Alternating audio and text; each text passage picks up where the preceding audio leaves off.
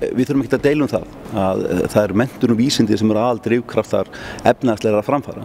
Og það þess vegna sem skiptir svo miklu máli fyrir Evrópu að nýta þann samtakamátt sem það til staðar til þess að lyfta upp æðri menntun í álfunni.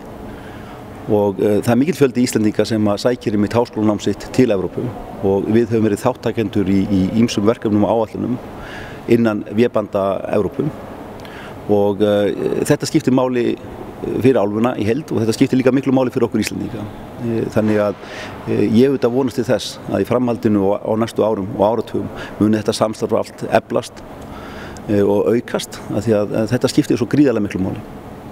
Ég tók MBA-nám í London Business School og það var 2 ára prógram.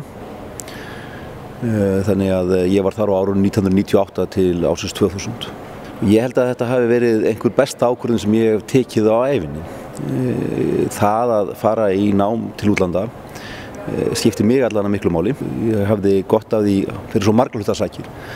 Bæði auðvitað akademist en ekki síður og kannski einna helst svona bara sem manneskja. Og það sem ég kannski lærði mest og svona þegar ég horfði tilbaka eitt af því sem skiptir mig mestu máli var það að vinna með fólki undir álagi sem kemur frá öðrum og ólíkum menningarheimum.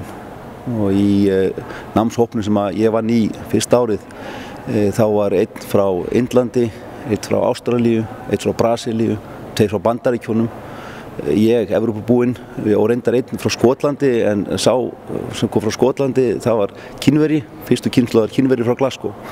Og þessir hópur síðan var að vinna saman undir miklu álagi eins og oft fylgir í þessu MBA-námi og í gegnum svoleiðis vinnu þá einmitt svolítið þjálfaðist maður í þessu að hvernig maður á að vinna með fólki sem hefur svona ólíka bakgrunn og ólíka sið og ólíka venjur og það skiptir verulega miklu máli. Það þannig að þegar maður horfir tilbaka yfir eigið líf og spyr sig hverju myndi ég breyta, hvað hef ég gert öðruvísi, þá auðvitað blasir ýmislegt við. En svo eru nokkrar ákvarðanir sem eru þannig að maður myndi taka þær aftur með nákvæmlega sama hætti að því maður ánægð með það.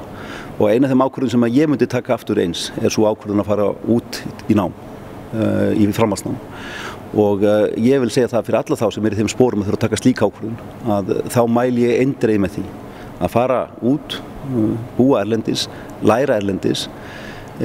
Það hjálpar manni á svo margan hátt og eitt af því sem það gefur manni þegar maður kemur heim og auðvitað vilja sem flestir komi heim aftur eftir námið það að maður fær svolítið öðruvísi sýn á samfélagið sitt. Maður sér betur bæði kostina og gallana og það þess vegna sem svo nauðsynlegt fyrir okkar samfélag sem jú fámennt og svolítið úr alfara leið að sem flest okkar ef við eigum tækifæri til nýti sér slík tækifæri sem felast í því að fara í nám erlendis.